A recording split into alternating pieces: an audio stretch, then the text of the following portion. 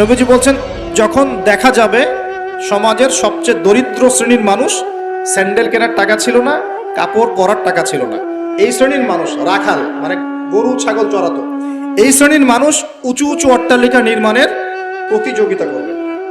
ভালো করে বোঝেন, নবীজি বলছেন না ধনীরা, সমাজের ধনীরা অট্টালিকা নির্মাণের প্রতিযোগিতা করবে, নবীজি এই কথা বলছেন না হাদিসে। নবীজি বলছেন সবচেয়ে দরিদ্র শ্রেণীর মানুষ, রাখাল শ্রেণীর মানুষ, স্যান্ডেল নাই, গায়ে জামা নাই, এরা উঁচু উঁচু অট্টালিকা নির্মাণের প্রতিযোগিতা করবে। করছে কিনা?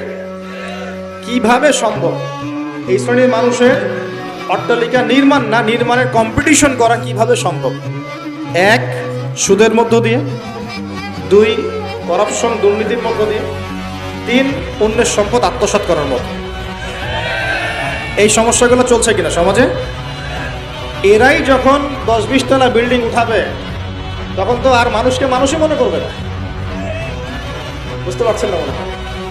এদের তো কোনো পড়াশোনা নাই, কোনো ব্যক্তিত্ব নাই, কোনো দিনই এলেম নাই, রুচিবোধ নাই, কালচার না, সামাজিক না, এর তো মানে অসামাজিক।